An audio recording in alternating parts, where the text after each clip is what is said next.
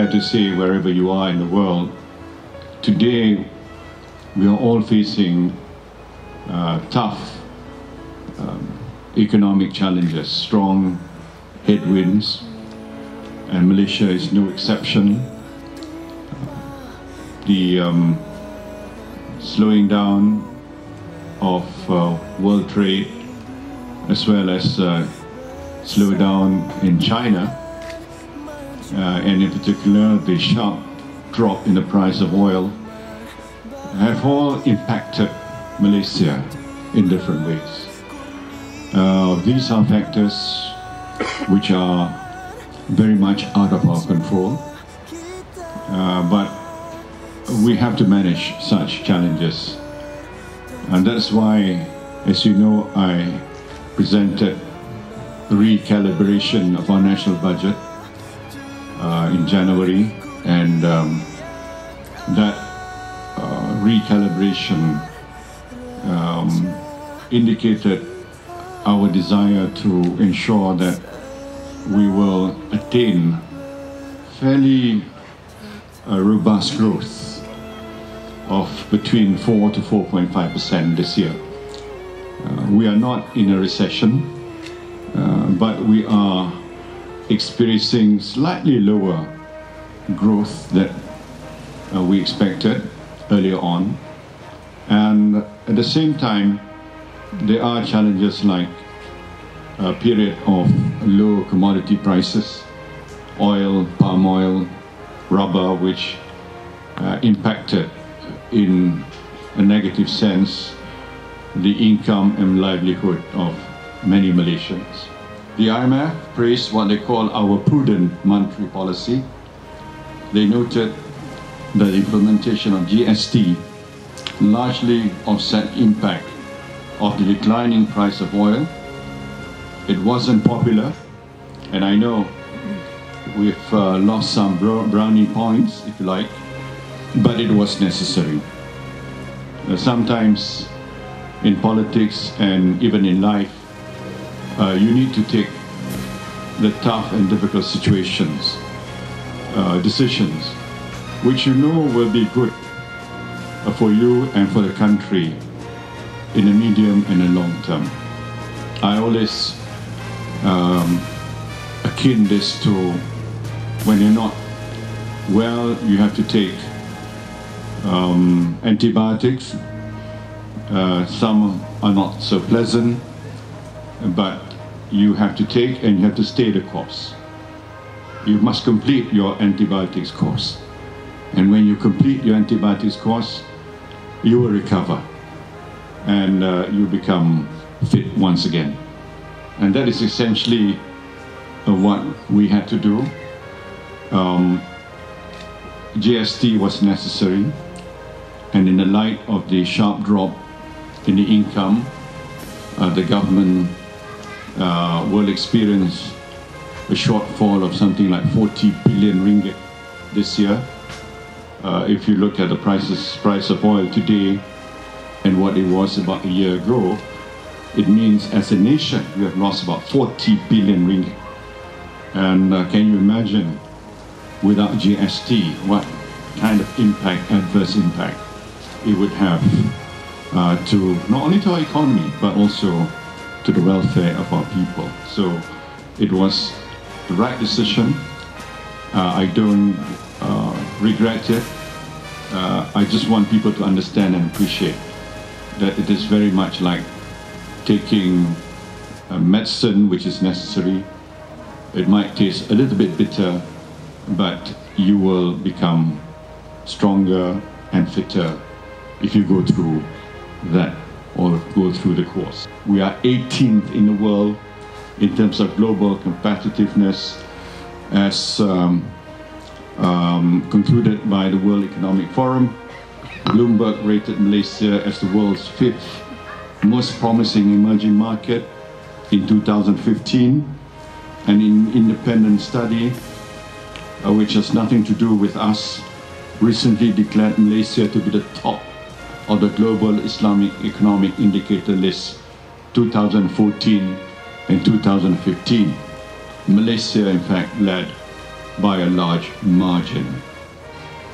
I'm sure you're aware there are some naysayers back home and who have allies abroad who have tried to talk our country down. They are attempting for personal and political ends to even disrupt the stability and even question our democratic system that we prize, and which investors need to see to have confidence to place their faith in Malaysia. This, ladies and gentlemen, is not putting it. I also know that some of you are studying here. The exchange rate is not helping. It is more expensive. Some of your parents are finding it difficult to meet tuition fees and help support you. We hope that the ringgit will strengthen in the coming months.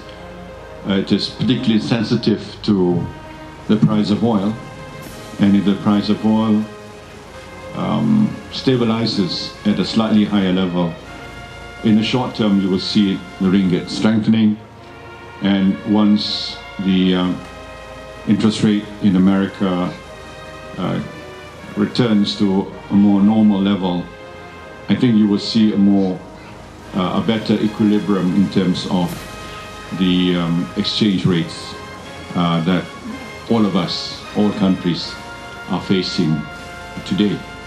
But also the other side, for those who are working here, earning in US currency, sending money back to your family independence seems easier at the moment. As Prime Minister, I will continue to work for the greater good of the country and all our citizens. The government is very mindful of any hardship any of our people may be suffering, and we are constantly taking steps to ease the burden that may fall upon them.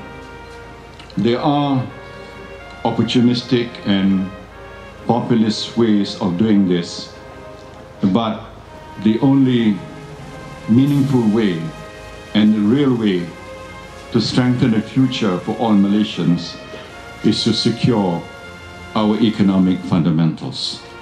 I don't believe that we should take shortcuts, but we must work towards building a more resilient economy, and in that sense, a more resilient people of Malaysia. If we are stronger, both economically and as a nation, the people of Malaysia, then we are able to punch above our weight.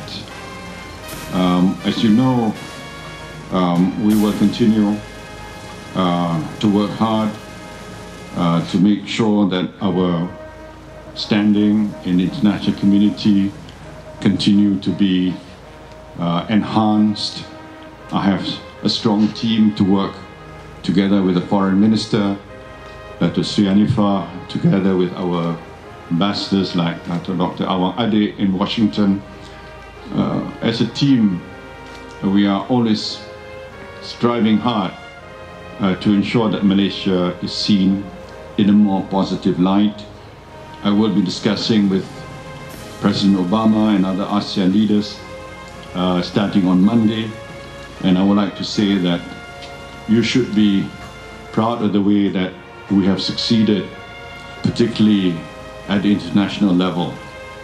For example, from our seat on the United Nations Security Council to our membership of TPPA, the Asian Infrastructure Investment Bank, the chairmanship of ASEAN last year when we declared ourselves as a community, to our role fighting violent extremism, and also for the positive role in the context of trying to achieve peace in southern Philippines. Malaysia has shown that we are a very responsible regional and global player. We have been recognized in terms of our commitment towards moderation in Malaysia, being moderate, being progressive, being a Muslim country, but we believe in the fundamental tenets of Islam, and that's why we've rejected any form of extremism. We believe that we should respect the faith of all people, and as Prime Minister, I will continue the policies that have helped to shape Malaysia as we know today. I'd like to call upon you to work for something more than just achieving good grades. I want you to work for a vision of what you want your world to be. I pray for your continued success, and the vision of Malaysia can only succeed if it is a collective vision and if it is a shared vision.